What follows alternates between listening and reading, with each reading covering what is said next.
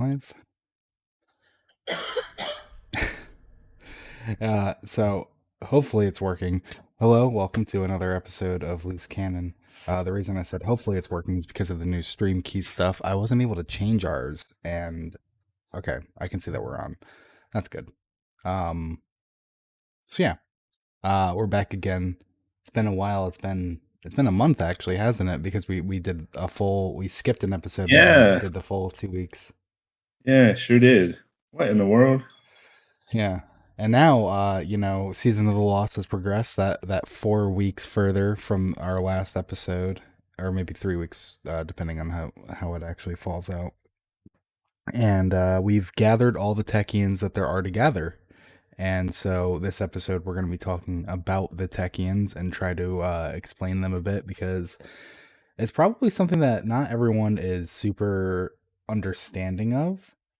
Yeah, I thought it would be a good recap too, because Yeah.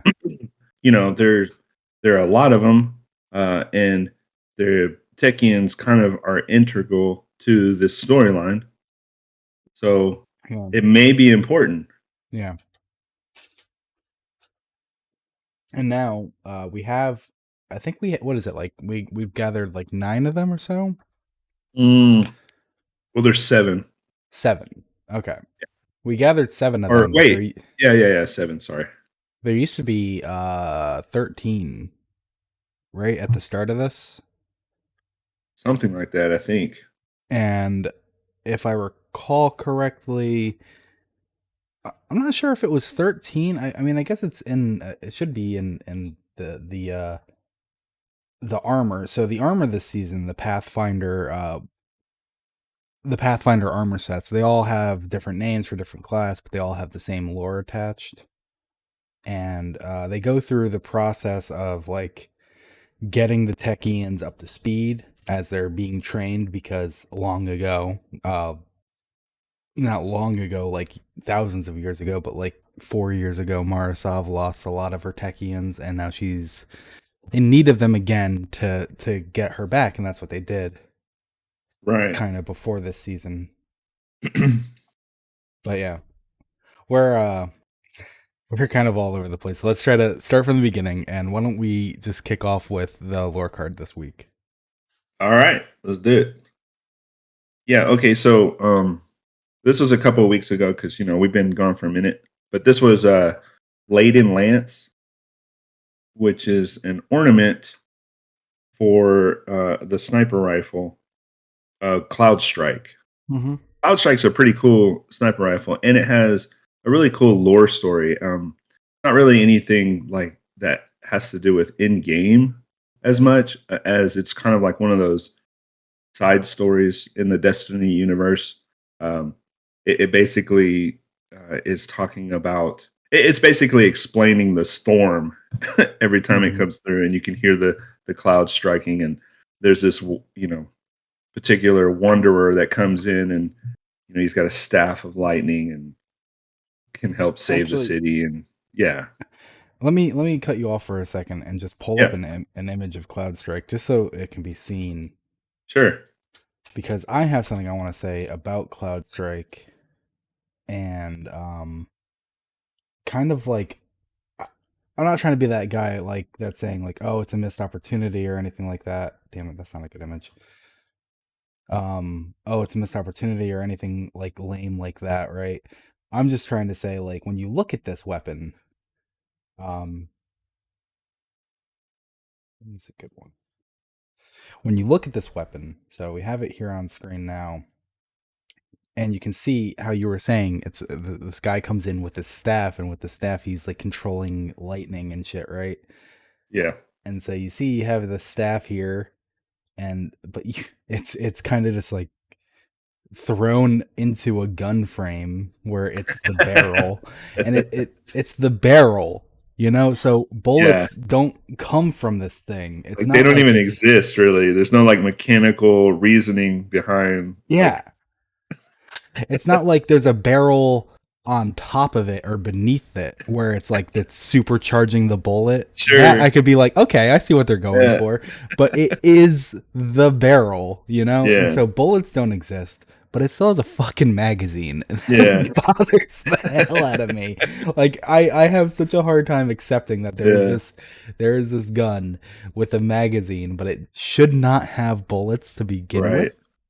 And it's Right. like, so what's the alternative for that? Like, how do they fix that, right? How do you have a gun without a magazine? And it's like the answer is icebreaker.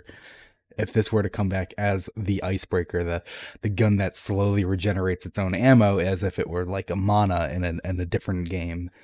But you can't have a special weapon that's regenerating its ammo because that's broken. And it's like, I don't know, maybe there could have been a compromise where it's like it regenerates its own ammo from reserves. There's no way to manually reload this gun, right? It only regenerates its quotations ammo. Yeah. That would be Because wild. just the fact that it has a magazine, ever since it's existed, I love this gun. I think it's super cool. But ever since it has existed, it's driven me nuts seeing this gun that should not have a magazine. Yeah, and like when we first got the teased image of the weapon before the expansion came out, and anyone had an opportunity to use it, people noticed right off the bat that staff with the Yeah. hook that's on it, and it's really like, I mean, it makes people wonder, like, what is this? What is this gun? What is this staff? What does this have to do with it? Mm-hmm. And unfortunately, it's just kind of like a story that Yeah. happened. Yeah, it's like a side story in the Destiny universe. Maybe they'll bring something later that would be really cool. Like maybe the particular character in the story will be expanded upon or something, or more folklore will be told about Yeah. that particular character. Anyway, Well, it, and I'm sorry to cut you off again, but I'd say this now that you say that. It is one of those items in the game, and we have a few of them now. Like it seems like Bungie's kind of like purposefully building these up. These items that don't actually fit in the Destiny universe. yeah. They're things that exist that make you kind of go, but wait a second, how does But wait a that second, work? exactly. And Yeah, and a few months ago, there was that job posting that was supposed to work between the game leads, the narrative leads, and like the other leads of like the yeah, multimedia scope that yeah, Bungie is. Like, it didn't say this exactly, but anyone who's like in on this stuff, like paying attention to it, they know that Bungie's planning to expand to different forms of media. And, Marvel just had that What If series. I can absolutely see a Bungie esque what if where it's like, look at these super unique things that kind of exist in the Destiny universe, like this wizard exactly. with the staff, and other things. They just have their one episode, it's one and done. It's Yeah.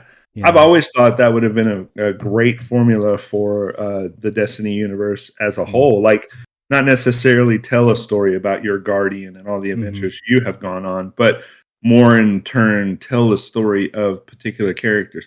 I mm-hmm, always dreamed of a world where it was somewhat like Black Mirror, and it had mm, vignettes where you had the story of Jaren Ward, or you had the story of particular characters that nobody even knows about. mm-hmm, And then they could just have like an episode around that particular character. And then they come from the Destiny universe. So as each character is being explored each episode, maybe at the end of the season, you have a wrap up show where it just shows how each one of those characters was in the background of each other's stories mm-hmm. all in one episode. That would have been really cool to me personally. And I think he might have mentioned it when he was on talking with us, or maybe it wasn't even John Goff, and I'm just confusing it. Because we the writers are so active in the community at times. Yeah. You get little bits here and there, but I recall someone saying about how like early on in Destiny when they were writing for characters like Jaren Ward and like Dredge and Yor and all these things, they were never meant to be in the game. You're never meant to Yeah. have the day that you meet Jaren Ward. He was Yeah. always meant to be the history. He was always meant to be the wizard with the staff that just makes you go, what the Yeah. fuck? Who's that? Yeah. And so people, bang their drum loud enough for Bungie to go, fine, we're gonna have more Yeah. Jaren Ward in the game, I guess. Yeah. But it's Yeah. things like this that I think will only fit in like a separate entity, TV show, book, comic, whatever media form they choose to do. Maybe Absolutely. fruit Yeah. basket. That'd be pretty neat. That would be pretty neat. Yeah, Destiny very much explained their lore and story because of the community. In D1, everyone said there's no story in Destiny, right? So Mhm. the very first days of Destiny, we had all these characters and this random lore and grimoire, Mhm. and outside of like the basic mechanic grimoire, everybody was like, "What does this mean? Who are these people? What does this have to do with?" And so people felt very like, well, there's this fantastic story that may be part of Destiny, but we don't know anything about it. And Mhm. so we as a community created the stories by proxy from being so loud about it and being so hungry for it. And this, like the world we live in today now, as far as Destiny is concerned, there's so much. There's vast stories. We're drowning in stories, Mhm. which is great. And so that interconnectedness has always been there. So like maybe one day we'll see, more about the Cloud Strike. Maybe we'll see more about the, um, I don't know, Ahamkara. That's what Yeah. I would like to see. So Well, we we might have something in the notes. I might have pulled it and I might not have because it didn't have to do with the Techeuns, but just on the vein of Ahamkara, Joxer went to the reef to try to uh, get weapons from the reef to go fight the Ahamkara that were reimagining Venus. And the Techiean, I think it was Shirochi, and that's the only reason why it came up when I was doing the research on this. Basically, gave him like a thing of guns, and she's like, "You must return these when you're done with your hunt." That was the terms of her bargain, and he was like, "You mean the queen?" And she's just like, and it's like, "Oh, it was Riven. Riven was like, yeah, oh go kill my boy, brothers and sisters. I want to be the last one." yeah, that's what's up. It's funny you bring that up, and we haven't even talked about this lore card yet. But I'll make this quick. It's funny you bring that up because one of the writers, one of the people at Destiny, um, teased out that there is a gun. All the seasonal weapons that we got. Oh, There's one spoiler for alert. each one of. No, no, no, no. Oh, okay. There's My bad. My bad. each one of the weapons that we got. Um, that is representative of the Corsairs that are at the helm right now. So like the Oh. fusion rifle we got, each individual weapon we got from this season, Mm-hmm. there's one per Corsair. And that since you bring that up, it's kind of like, why would there be like we're given all these weapons now, right? And they're Huh. all Queen, Techiean themed. Yeah. And each one of them talks about loosely talks about Savathun's song, and Mm-hmm. each weapon is supposed to counteract the noise you hear from Savathun's song.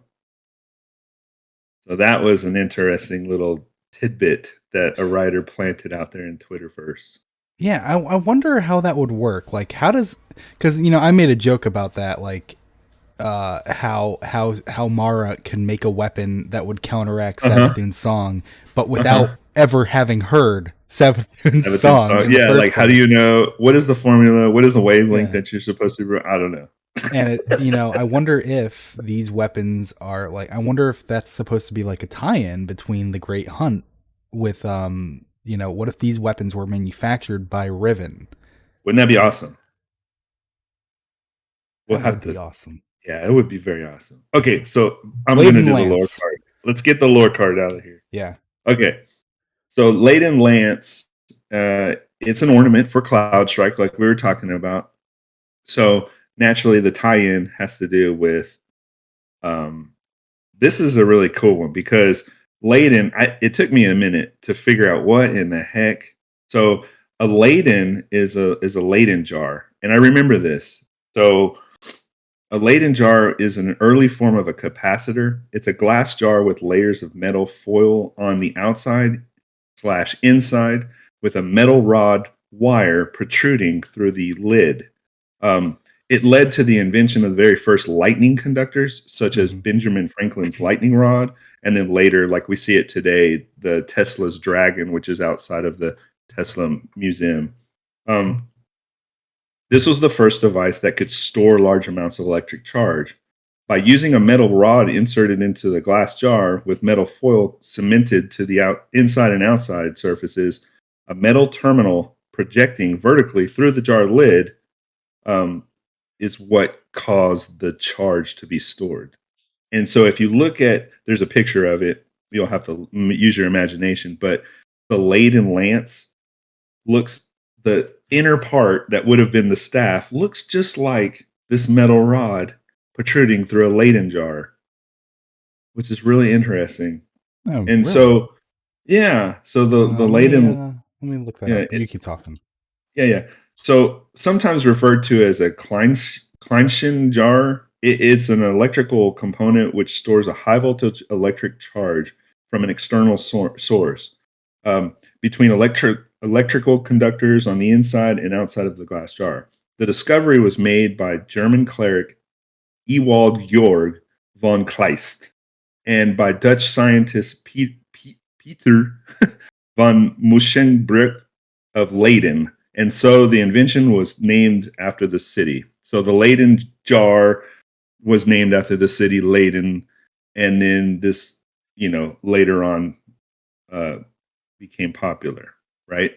Mm-hmm. So this particular device is cool because it just looks like a jar of pickles, basically. And then you've got this like rod wire just like protruding through the lid, you Mm-hmm. know? Um, so this device was partially filled with water and contained a thick conducting rod wire capable of storing an electric charge. So one end of this wire protruded through the cork lid that sealed the opening of the vial. The Laden jar was charged by bringing this exposed end of the conducting wire into contact with a friction device that generated static electricity. This led to the lightning rod invention. So, before we go into that, imagine this little jar and you can make static. And Okay. the rod that's on the outside of it, you can make this static near it. It will pull that static into the jar and hold it there. Now, this Mm-hmm. is like way back when, right? This is before batteries. This is Mm-hmm. before, right? So you're using your imagination, right? So now that just sits there on a shelf, right? Anybody can go over there and grab that rod and instantly get a little shock.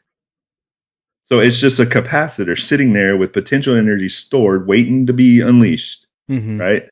All right. So there's your sniper rifle in some way. That's crazy. I know. So, okay. So one end of this wire, uh, the Laden part of this wire is what created the proto lightning rod, if you will. Okay.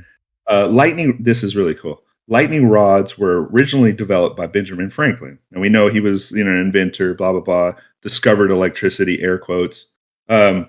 The lightning rod is a very simple pointed metal rod attached to a roof of a building or another structure needing protection. Franklin discovered electricity worked best when the conductor had a sharp point. Mm-hmm. It is usually connected to a huge piece of copper or aluminum wire that is also bound to a conductive grid that goes basically directly into the ground. That way, you have a safe place for lightning to travel if it ever hit the spire of a building, right? Mm-hmm. It's a common item that we know of today, but back then it was relatively like what, Yeah. Um, so one of the misconceptions is that lightning attracts lightning, or lightning rods attract lightning, but that's not true. It basically gives a safe path for lightning to go to the ground. So Yeah. if there was lightning to accidentally hit a building, Yeah. it's not going to just destroy it or blow the top of it off. Mm-hmm. Um, Because I would imagine it would be just like any other form of like electricity. It takes the path of least resistance, and you there you either go. have this very resistive like concrete building or nice smooth metal that goes to ground, and that's all the lightning's Yeah, trying to do. that's exactly right. I had to do this to my shop. Really? Um, yeah. So when we first moved into this house, not even a year after living here, I had this really nice red picnic table. And it's one of those big beefy ones like you'd see outside of a building, intended to be like used for tons of people sitting on it. Mm-hmm. I had it in the backyard, And one day, my son's in the kitchen, and the storm is happening. He's looking out the back window, and he sees, like, I heard it, but he sees the lightning strike in the backyard. Because we have just a river of water that happens in the backyard sometimes. Mm-hmm. It hit the picnic table. And so there was this black charred spot through the middle of that picnic table for years until it finally just rotted and fell apart, and I had to throw it away. Oh, that's a bummer. But yeah, but that lightning that hit that picnic bench traveled through all that running water in my backyard, went up the wall to my ground wire that was, held to the house, and back spiked through. I had to replace 2 TVs. I had to replace an Xbox. I had to replace some other crap that was plugged in. So now I got a big old 10 gauge copper wire going from the top of my shop directly into the ground because of that crap, just in case it ever happens again. You gotta be smart. Yeah. So lightning rods. So it's usually connected to a huge piece of copper wire or aluminum. But the invention of the lightning rod also saved many lives. Before the lightning rod was invented, the only method of this is crazy.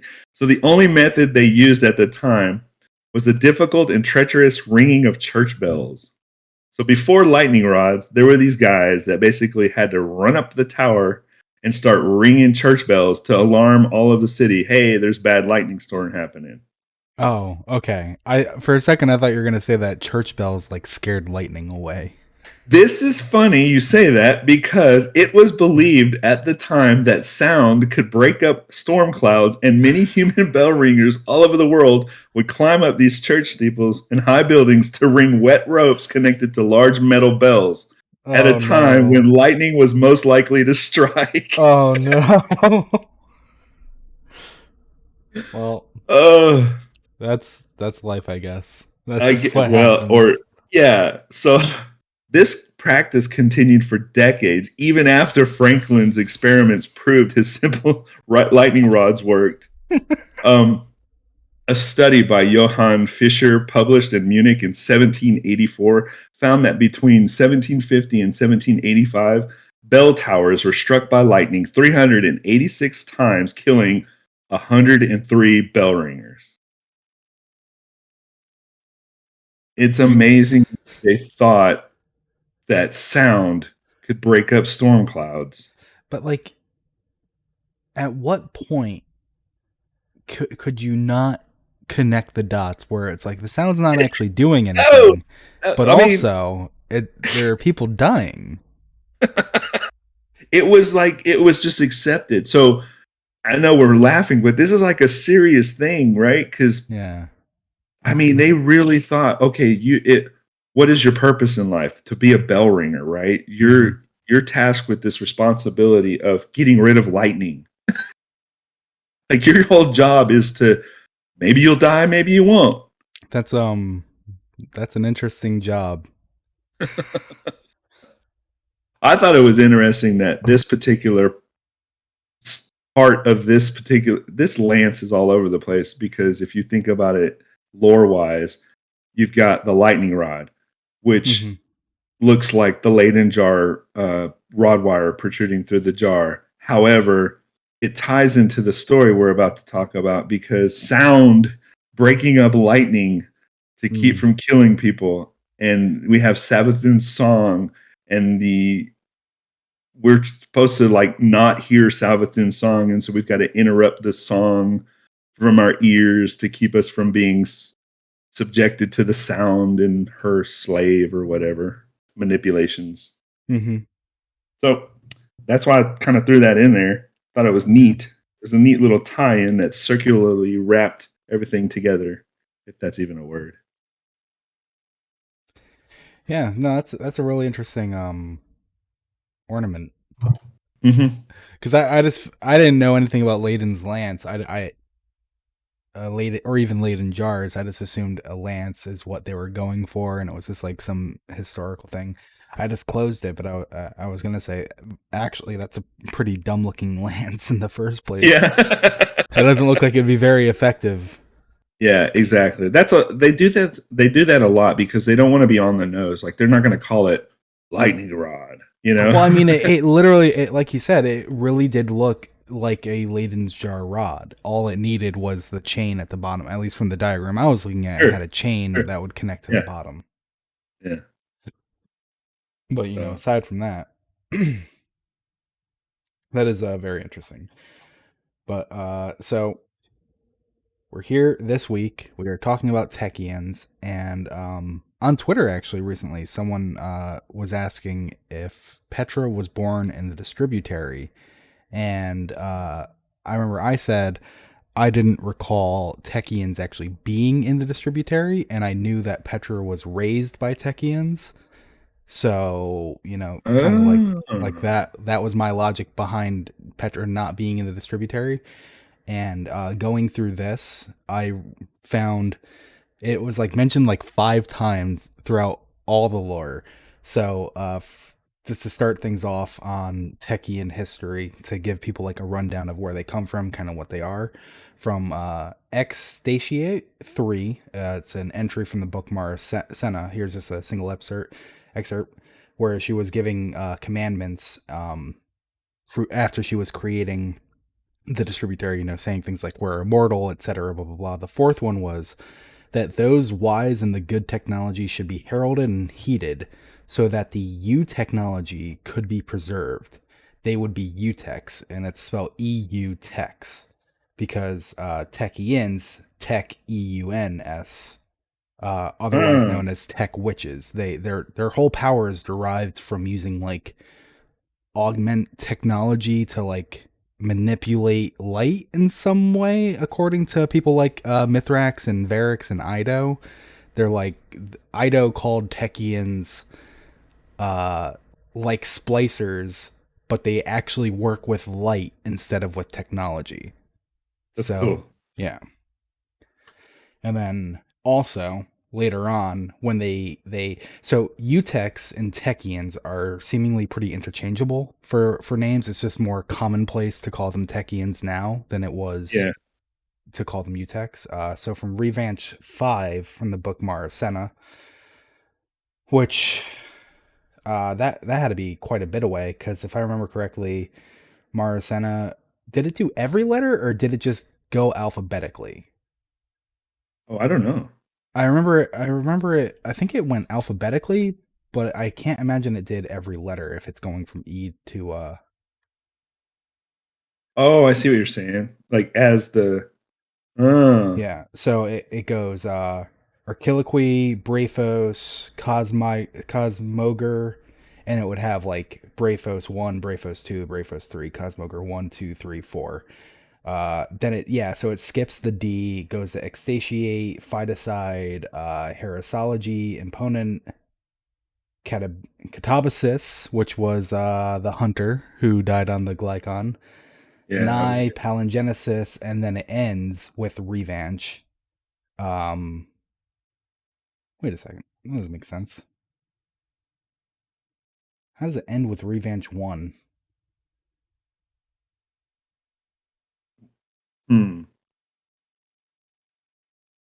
Because it's not from the Marasena, it's from the book Awoken of the Reef. That's a mistake on my notes.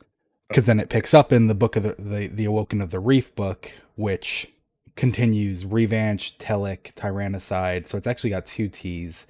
Regent, and then from that point on, it just does unscripted because it's not telling a singular story. It goes Regent, Ilin, Nitrogen, Refusal, Fleet, just random things that don't really matter. But so in Regent Revanche 5, uh, Mara says, my Techeuns, she said, gathering Kilda Wadj and the other Utex who remained, we will be given absolute authority to explore our new power, the Traveler's relics, and all associated domains. We are no longer in the realm of pure science. We require an order of mysteries and witches to tend to them. So actually, reading that again, it kind of clicks in my head what's actually being said. Utex exclusively worked on technology. Techeuns is kind of the evolved Utech who also work through light artifacts, and that's why they are Gotcha. more than a splicer. I gotcha. I wonder Yeah, if it's Mithrax Yeah. could become a Techeuns. Well, it's interesting because I remember in Forsaken when they brought back Techeuns Force, you know, and they brought back some of the weapons from D1. Mm-hmm. And I remember I remember the part about the UTEX, and I didn't know, like at the time I didn't know that had anything to do with that. Like I just thought, oh, this is just part of Mara's pod of people Mm-hmm. that she uses. But that's neat because if you think about the UTEX as being like if you think about the Techeuns being the evolved UTEC, Yeah, going from because pure technology. What does she say? Uh, we are no longer in a realm of pure science. So yeah, the distributary existed without light or dark in it. She basically made a pocket universe where the flower game never got flipped. ah, that's cool. Because at the time when we got Techie Force and I read that lore and I thought, okay, we didn't have lore for this before. We didn't have lore for this gun before, but now they're throwing this in here. They were talking kind of about that because she says will be given absolute authority to explore our new power, the Traveler's Relics, and all associated domains. We are no longer in the realm of pure science. We require an order of mysteries and witches to tend to them, like you pointed out.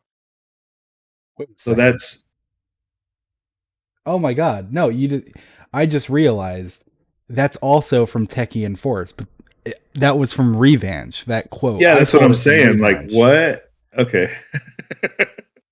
I was like, no, wait, what are you talking about, Techie Force? I'm talking about Revenge 5. And I pulled up Techie Force, and yeah, it's, So that had to do with that. yeah. Okay, now it makes sense. Huh. That's so cool. Like cuz that was in Forsaken. Yeah. Well, I mean, so was Awoken to the Reef. Oh, yeah, okay. They Yeah, came that's they right. came He had a together. They came together. man, it was a cloud back then cuz There we were had Forsaken. Okay, so when 10 Forsaken books. happened, dude, that was a dump right there. That was Mhm. like, here's a ton of lore. That was the first time Destiny was like, you want lore? Here you go. Flonk. Mhm.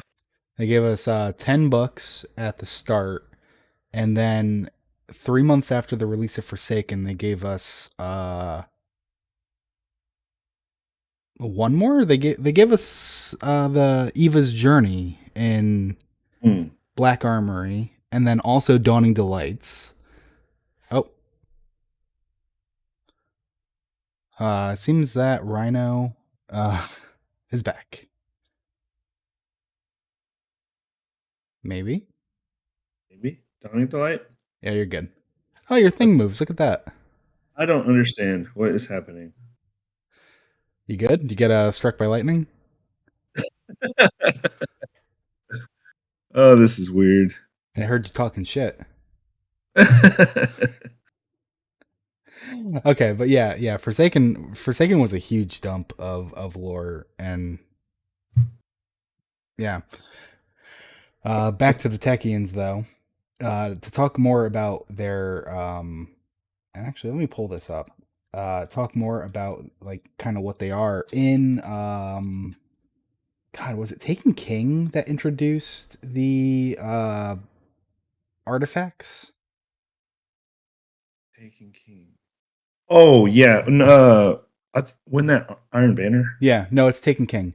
No, Rise of Iron had the artifacts that actually did something. Taken Oh King yeah, yeah. introduced artifacts that are just like artifacts. Just sat there and Aren't just they did nothing. cool? I mean, they Yeah, had some of the best art in the game. They really they do. did some of the coolest little non stories too, like Yeah. oddly colored cube and Hmm. wear guilt.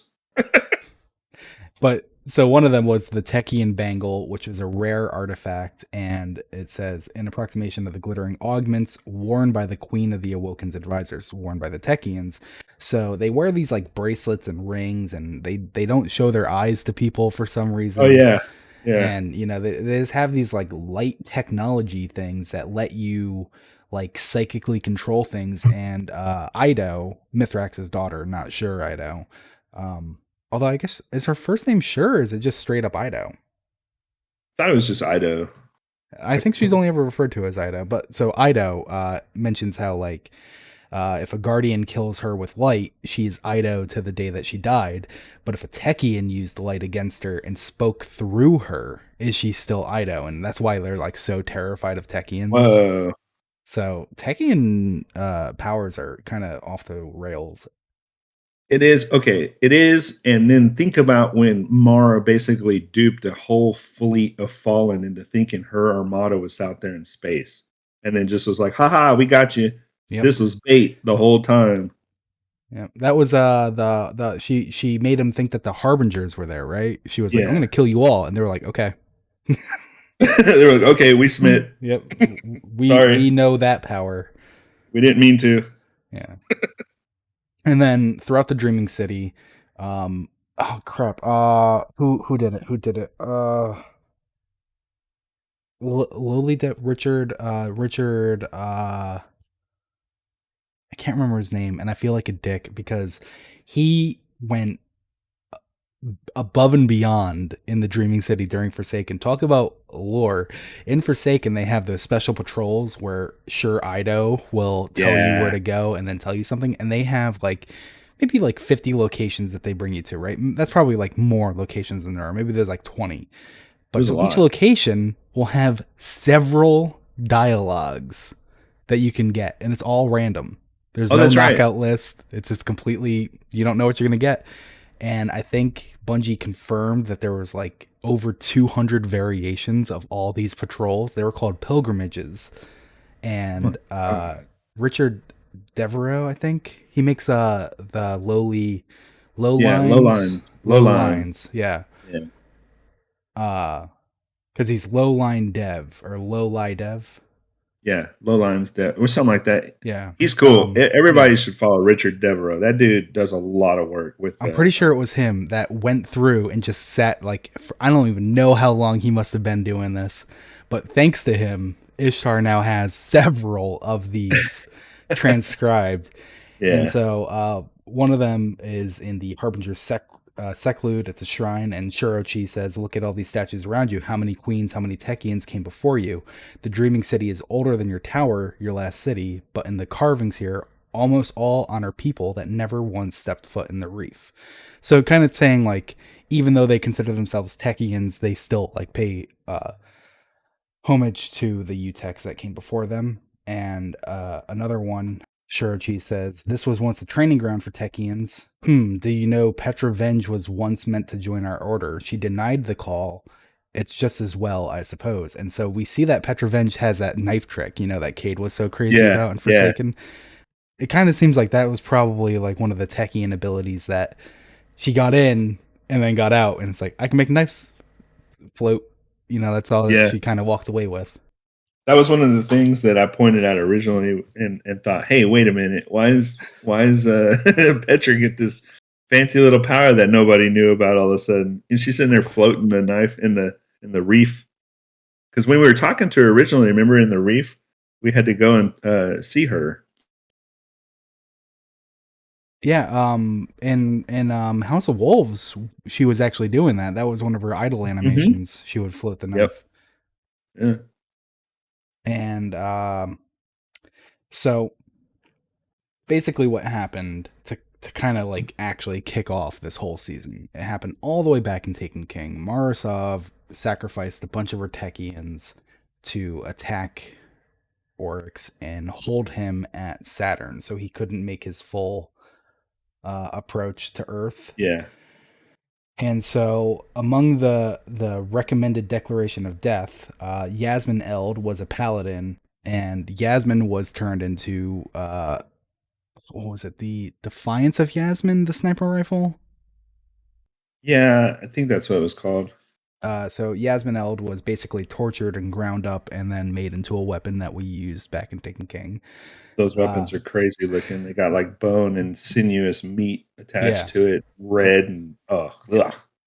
And then the Techie and Shuro Chi, Sadia, and Kali all of which you probably recognize the names of if you've played Last Wish or Hmm. the Corrupted Strike, because those are the three Techeuns that were taken. They were not killed, uh, and we saved them as well. Yeah, But we shot him up, and then all of a sudden they were no longer taken. I guess it was enough to this, because I guess Guardians kind of empower. I remember reading this that Guardians like empower their weapons with their light. So I guess the light was Sure. enough to like weaken the Taken symbiote, as it was called back then as well. We Uh, also had to throw an orb at him. well, that was just to get her shield down. Oh, okay. Man, we should ask her how she got that though. Immunity Yeah. shields. I don't think Hive are gonna be throwing orbs at it. Oh, maybe now they are if they're Guardians. They're gonna figure that shit out. Oh no. Please no. They're gonna be And so clean. our weapons have we're paracausal beings, but our weapons also have paracausal ties And somehow. so that's another thing actually. I, just that whole back and forth on what it takes to kill a ghost, and it's like, Yeah. oh, uh, a scorn bullet couldn't kill a ghost, and what that meant. Like it had to be a thorn replicated bullet, and they never continued down that path. And it was like, why would Drifter ever do that in the first place? Like they were like really accusing him of like helping out Scorn, who I Yeah. doubt he knew existed. He's not that connected. No, he's not. I mean, he is everywhere, but he's not Yeah, like he's a miscreant of opportunistic yeah. type of He he's in the likes background. he likes you to think that he's that well connected, but he's not. Yeah. Yeah. He's totally that guy. Like, yeah, I meant to do that. You know, he like Yeah, trips. Whoops, yeah, I found something. I meant to do that. yeah. Just he would probably be okay with being accused of assisting in Cade's murder. He's like, yeah, totally. I can make thorn bullets that will destroy Guardians, Light, and Ghosts. That's totally one of the things I can do. Don't mess with me, because I can do that. Yeah. He can use anything to his advantage. Because really, all he's saying is, please don't hit me. Because he's a little like uh, baby Yeah, he is. He about is. things like that. I mean, there's the whole scene, you know, when he's like anyway, he's at the card table with the what's the guy's name? The The dredging. follower. Yeah, the dredging, and they're having the back and forth, and he Mm-hmm. like summons a taken Yeah, that was probably yeah. like one of the only moments I've ever actually seen him like so. There were like very few moments where he's like seemed calm, but like everything that we read about him, he's like super paranoid, super terrified, you know. And Well, it's even in like, that scene before the nine save him, he's like got that moment of oh crap, what'd I do? yeah, yep, yeah, exactly. And it's kind of like he's got a good poker face, but Yeah. the second it's over, it's just like panic attack, and he needs to like take deep breaths and work through it and everything. So, I just need to know more about the monoliths and hmm the creatures that were trapped and I'm how sure we're that's gonna gonna find out more eventually. I need that. I need that stuff to show up. Pyramids. Yeah, yeah. I mean, who knows what's gonna happen? And excuse me, Witch Queen. I just got the hiccups.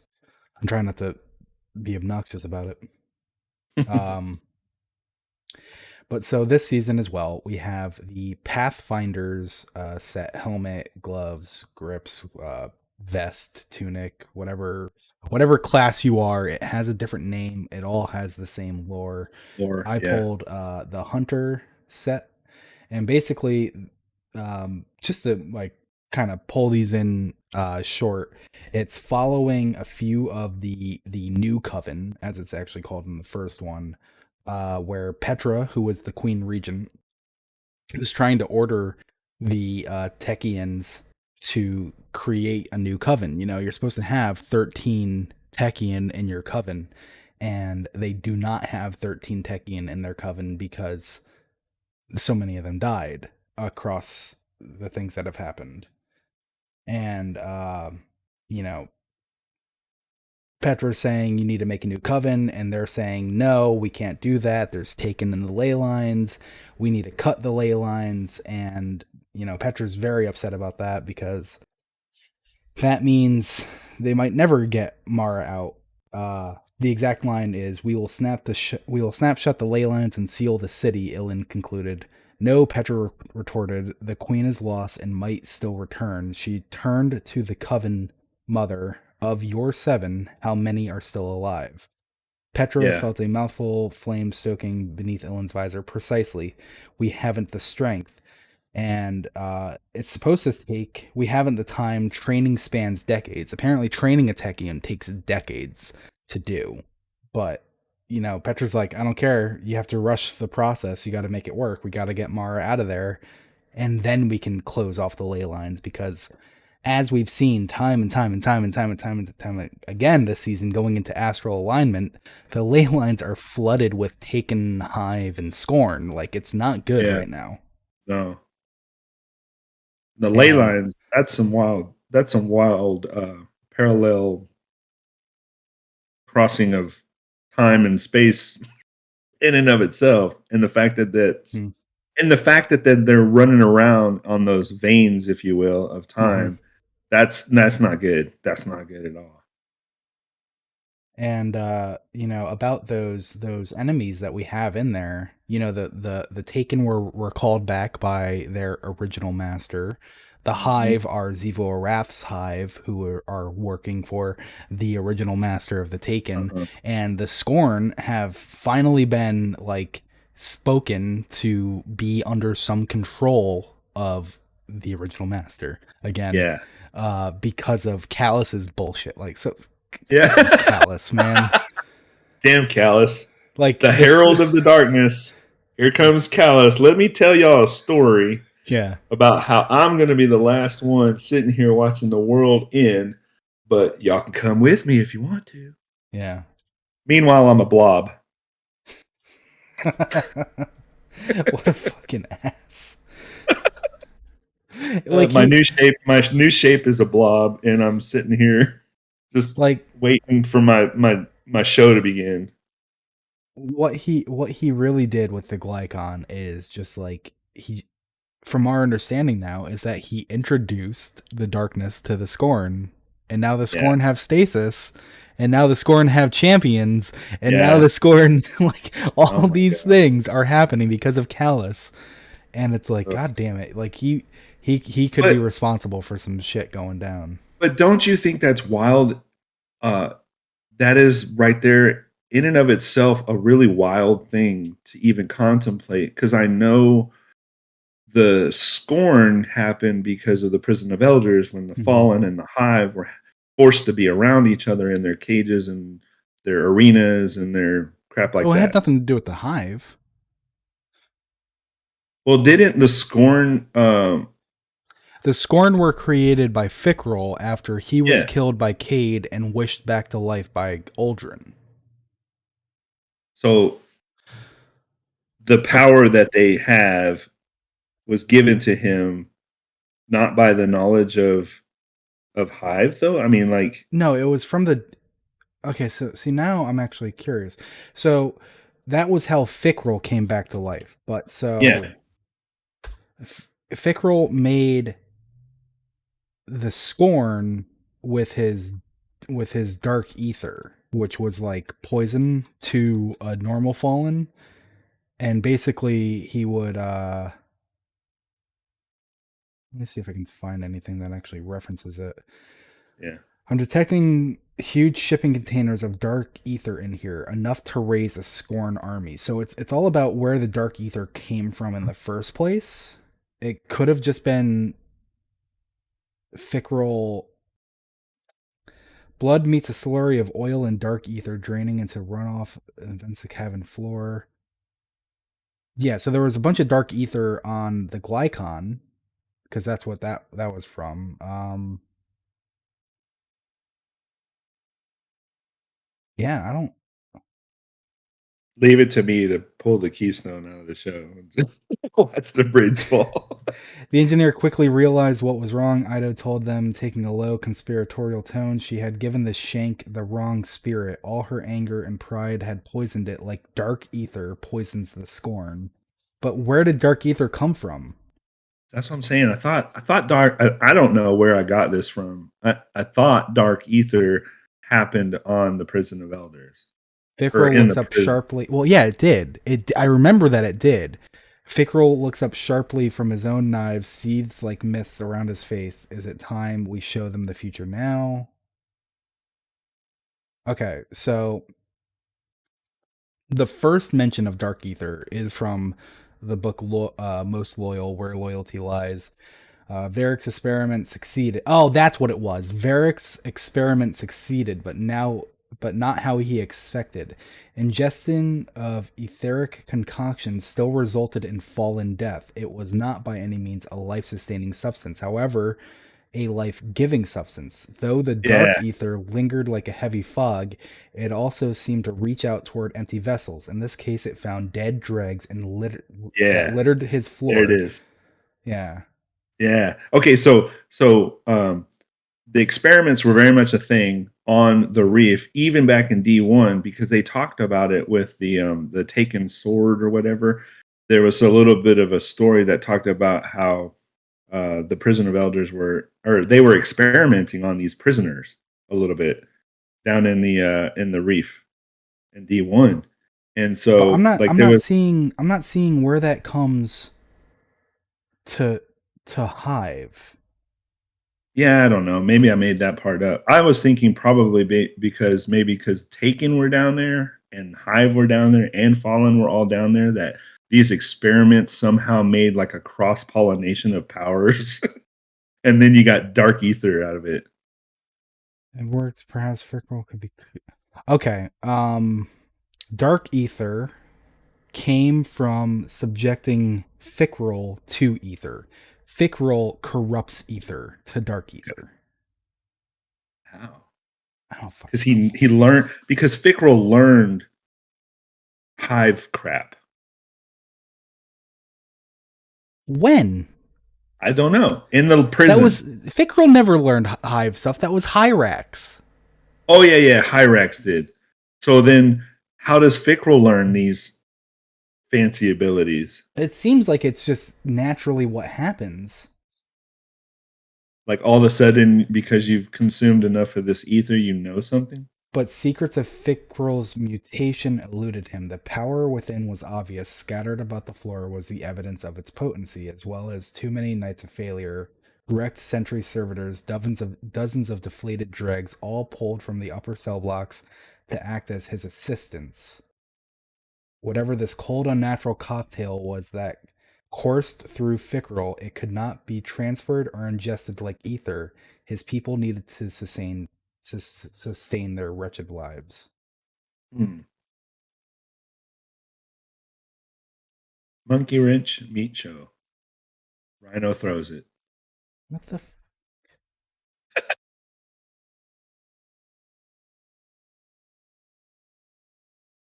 Wait,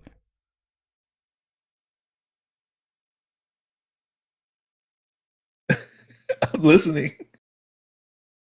when the fuck did he have Fickrel in the prison? I have a shrug emoji. Oh my god. Why did you bring this up, man? I don't know. I don't know. Continue.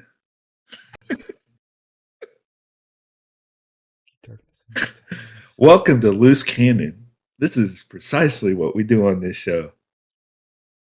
We start to talk about one thing and end up talking about everything not about that one thing. Yeah. Fickrel,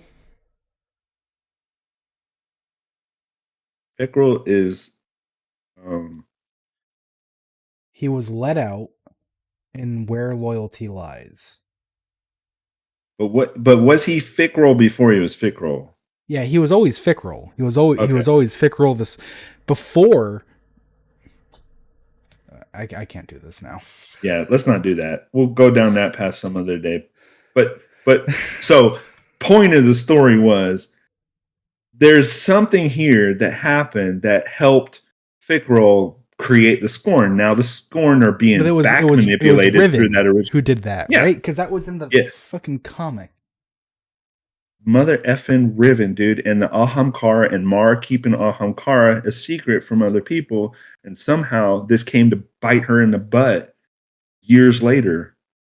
I swear, there's something going on that's not even being looked at right now. I mean, we all kind of speculate there's an egg in her chamber, and yeah, yeah, yeah,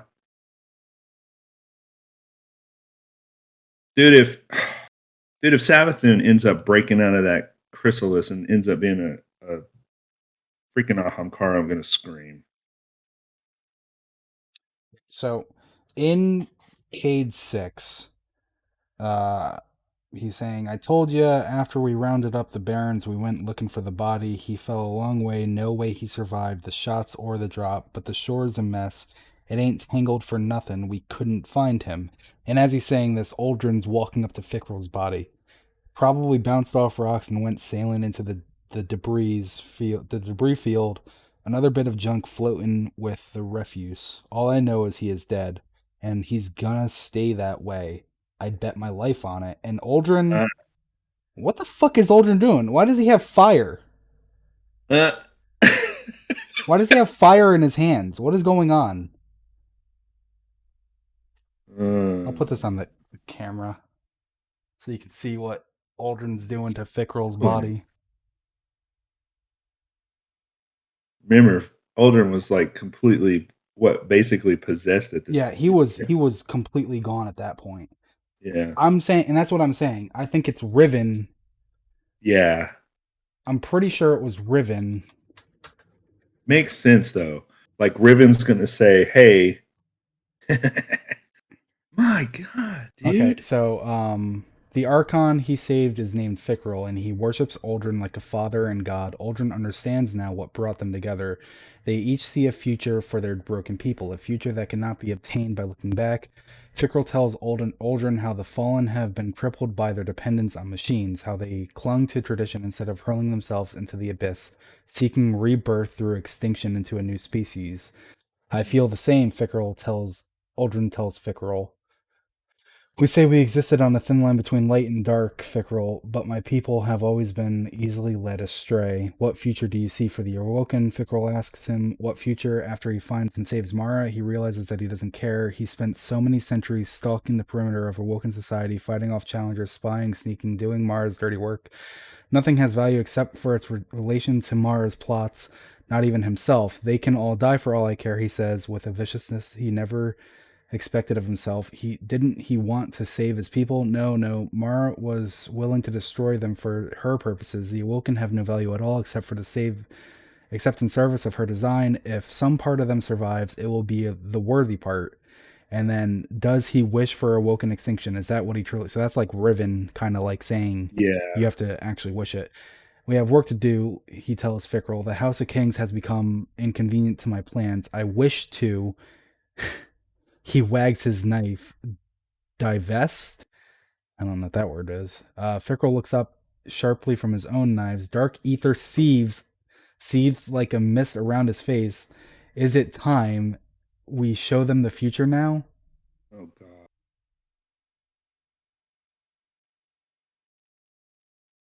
So And so wishing. then, in the fanatic part 2, this is where he wishes him alive. Just a whisper, just a brush of reassurance, just a quaver. Aldrin, my rescuer, follows the voice. Chemoceptors detect a trace of ether. He follows it in. The mark of a golden gun. Aldrin hisses in disgust as he traces the Guardian's footprints in the dust. They must have sprinted off together in a rush, no doubt to farm some other site where skiffs were coming down with mining parties. He triages the Archon's wounds, mortal. The victim is shaking now, trembling under Aldrin's hands. He wants so badly to do something, anything, to ease this poor soldier's passing, to have the power some say his sister had, to save just by proximity. Does he wish it? Does he wish to save this poor thing? He does, he does. His eyes burn with sympathetic tears as he works to bind the Archon's wounds. His hands are quick and gentle, and he. So yeah, from my understanding, yep, here it is. Ether rolling through Aldrin's fingers slowly grows heavier, darker, more noxious. He does not notice. So Rip. Aldrin, yeah, Aldrin is the one who introduced Fickrell to Dark Ether, bringing him back, making it so that he can never die now, because that's basically Fickrell's thing. That's what happened in the comic. That's why his hands were glowing. That was because Riven gave him that wish.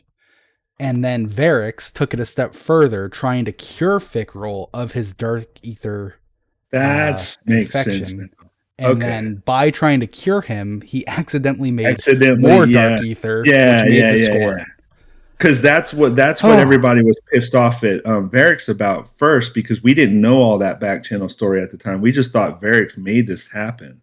Remember when everybody was worried that Varix was bad and this is yeah. what he did? Yeah, yeah, yeah. He Now it didn't all do makes anything sense. he didn't do anything intentionally. Yeah, It's well, it's no one just ever does. and I mean everything that happened because of Riven. Yes. Like So now Riven we is the know, orchestrator. by the way, divest is when you deprive someone of power, rights, or possessions. So, like, Riven at the time, sorry to cut you off. Riven at the time, who stories. was taken Yes. and did not have a whose master was Savathun? God damn it. I hate this.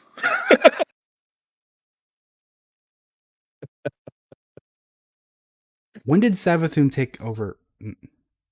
Oh, God. They started making Techeuns to save Yes. Mara from the ley lines. Yes. One of their names that you're seeing a lot of focus on her is oh man, they just said how to actually pronounce her name on Twitter the other week. Let me see if I can Did find they? it. Yeah, someone asked about it, and yeah, Kaz asked about it, and uh, Ilin Yalaya. That's how you pronounce her name, Yalaya. Oh, wow. Okay. It's spelled Ylaia. It's pronounced Yalaya.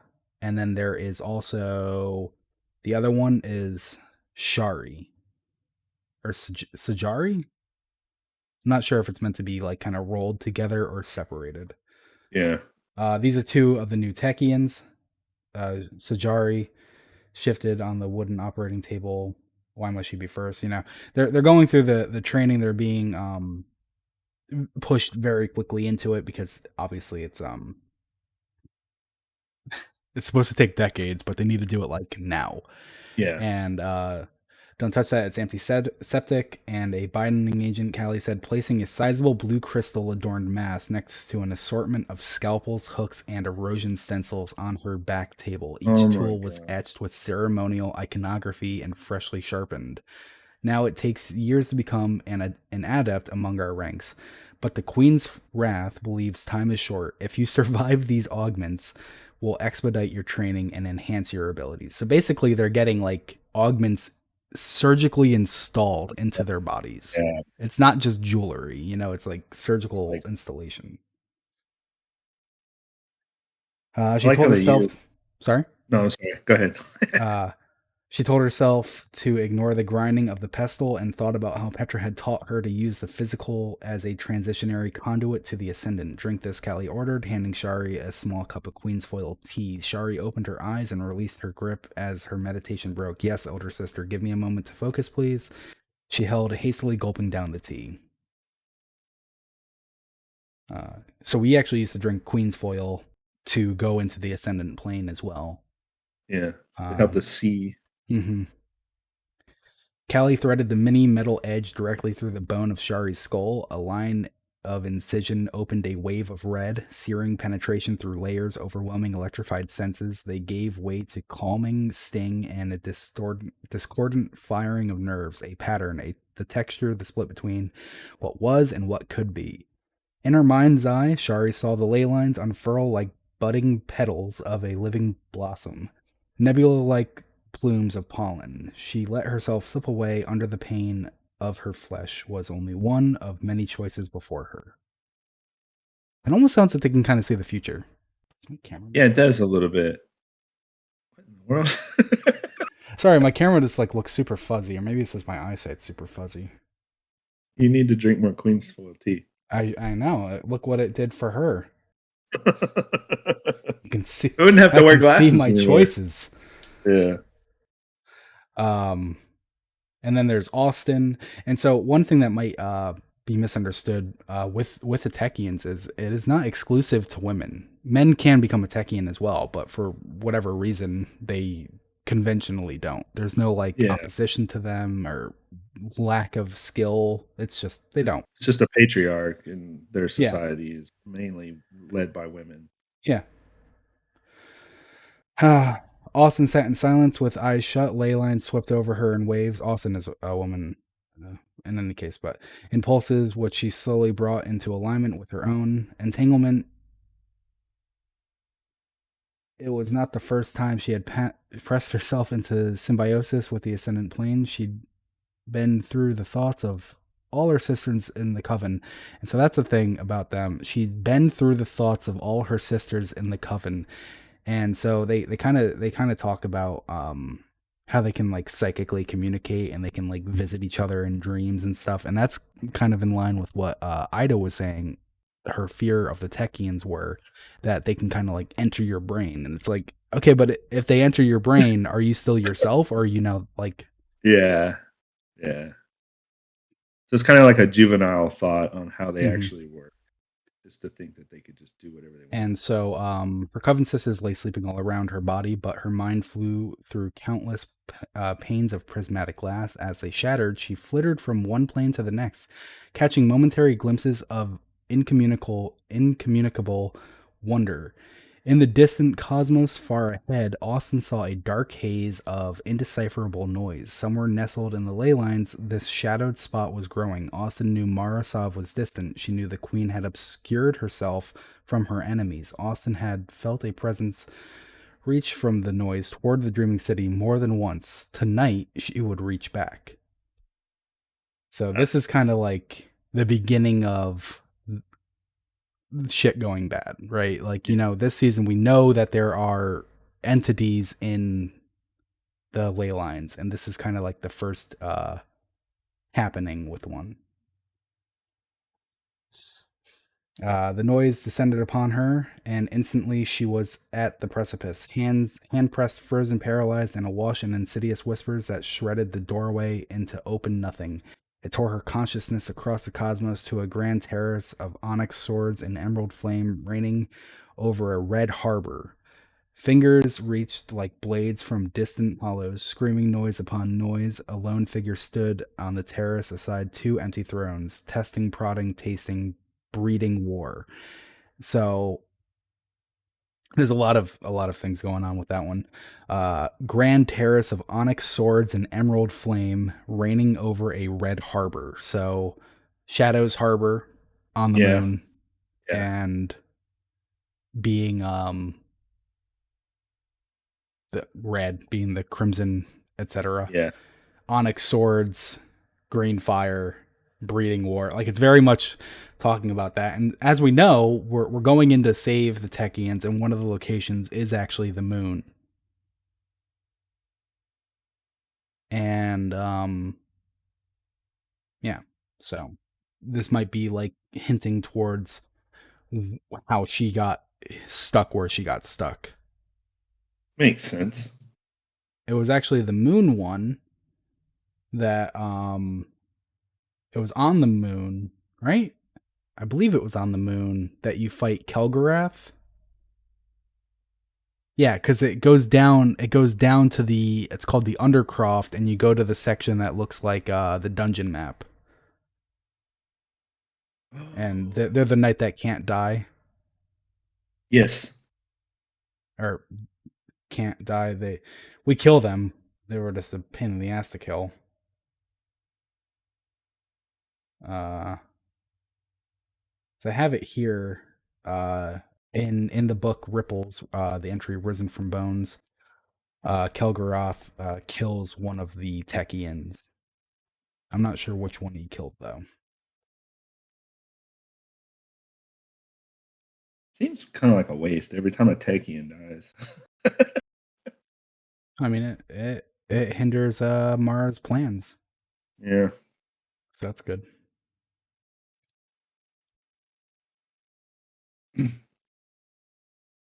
So you got the Harbibis that were thrown at Oryx's dreadnought during the whole cutscene of way back in the day, Taken King. Hmm. And So just to know that those were supplanted there all that time, and Riven manipulating Uldren, and then him also stealing a shard of the Traveler, which we got our lights back from, our light Mhm. back was that shard that was sitting there.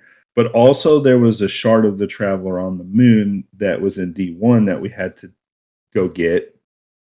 And the light being the manipulated force here for Savathun in the future to make ghosts of her own and guardians of her own. It almost seems like Riven wanted this to happen, or an Ahankara wanted this to happen, if you will. Yeah. Or maybe somebody else did and was using all these people, these characters to their advantage. But anyway, that being There's said, it just seems too coincidental that if Savathun's going to use the light, how did she get the light? Well, here you go. Here's all these little bitty stories that happened on the perimeter that culminated in Savathun saying, you know what? I know now how the Guardians, because she's, watching a Guardian resurrected by the ghost in one of the lores. And now she kind of ties in, hey, you know what? Now I know what to do. Mhm.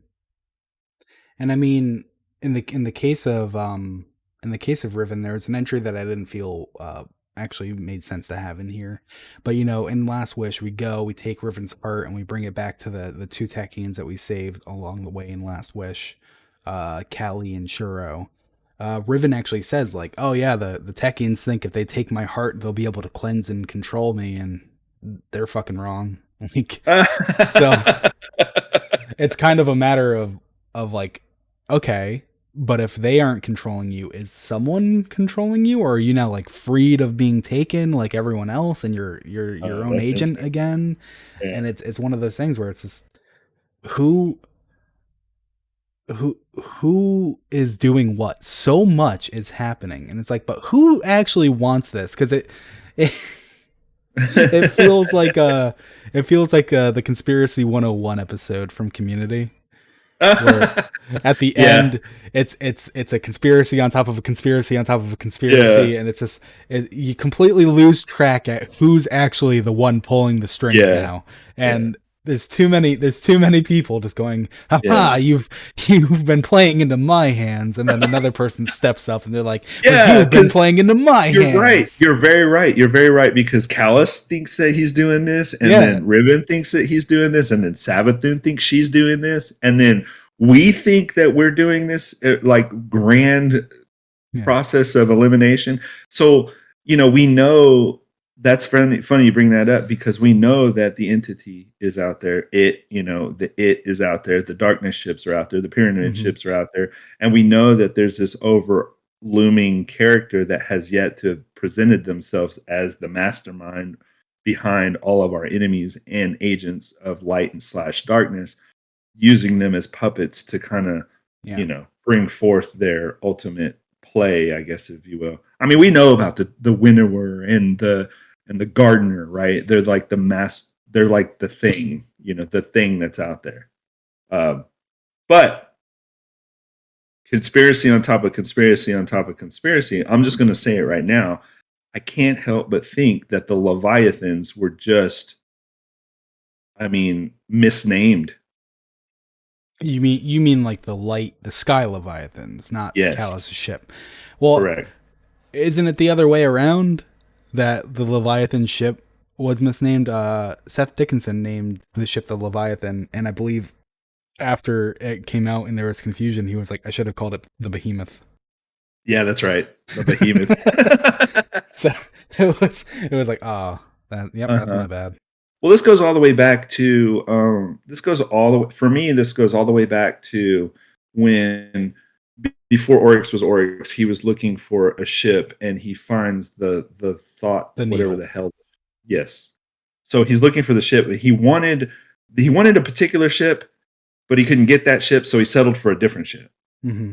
And so there's this like little snippet, and I'm like, why is that written in there? Like, I was looking for a thought ship, the Nika thought ship, when the proto hive were happening and there was the Hmm. war and all that. And he's like, like, why write this line in there? I was looking for the Nika thought ship, but found this one instead. Basically, let me go on with this one, right? I mean, could the Nika thought ship, or could any of this have anything to do with the darkness ships? You know, could he originally been looking for a pyramid ship? I don't know. Wait, Anyway, that you don't mean the Nike? Okay, because see, I thought Nika thought ship was the wrong one, because Oryx attacked the Harmonious Flotilla Invincible, who guarded the Nika thought ship. When the yes, flotilla surrounded the Dread, this is Oryx. Oryx had taken King, not uh-huh, Oryx, not All Rash. right. And then in an earlier entry, it also talks about the Nika thought ship.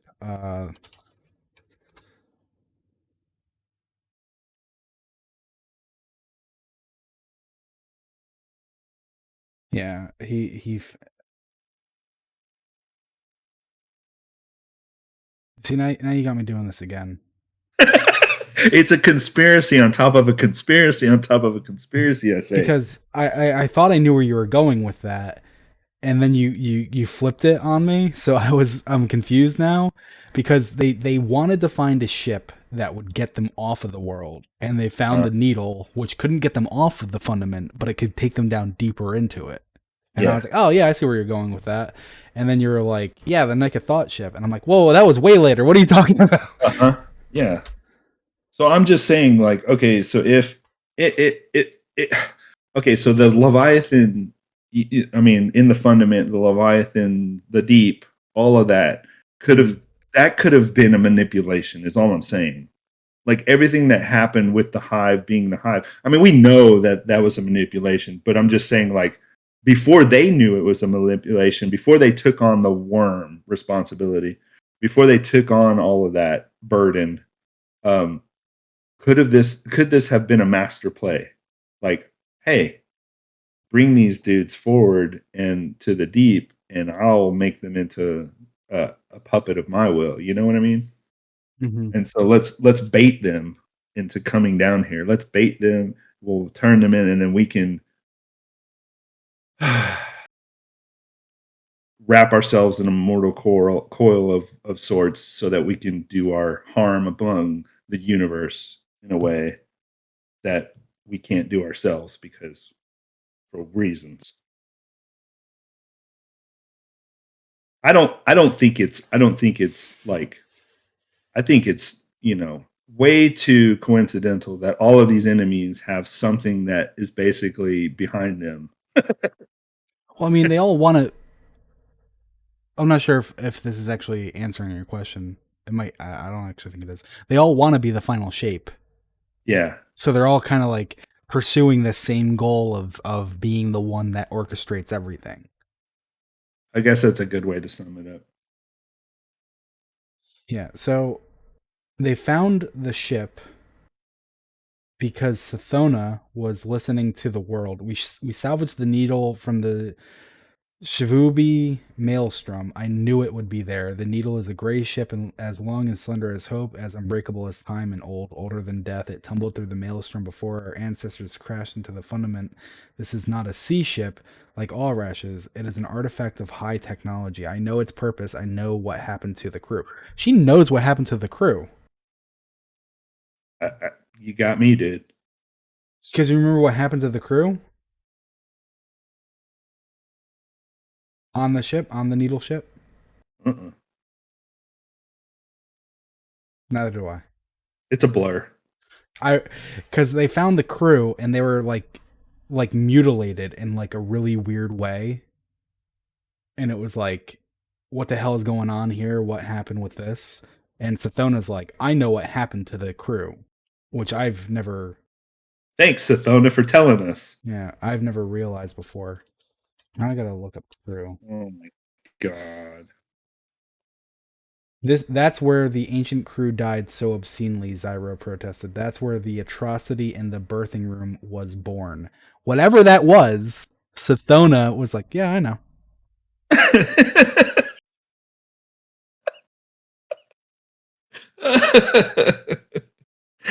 uh, Coincidence?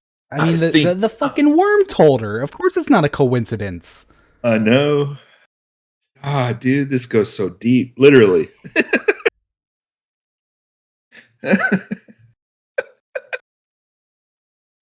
This uh, episode has really just not well, the succeeded in staying on topic at all. Like I understand that we never stay on topic entirely, but this is like two episodes just kind of thrown together because I didn't even finish the Pathfinder stuff. I had the last one. that's funny.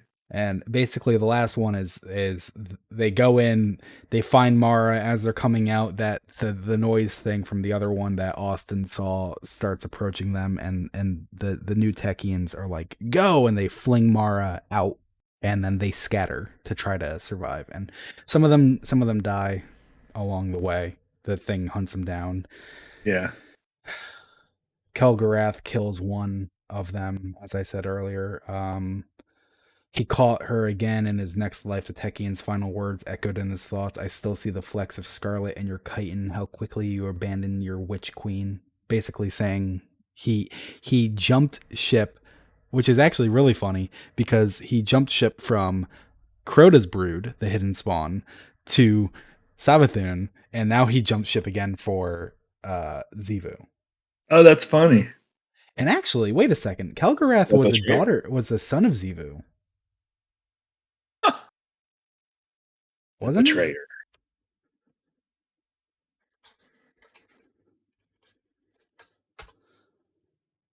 Yeah. Huh. Oh no, no. Skoraboth was the son of Zivorath. Who the fuck is Kelgarath? See, there's too many names. Mm-hmm.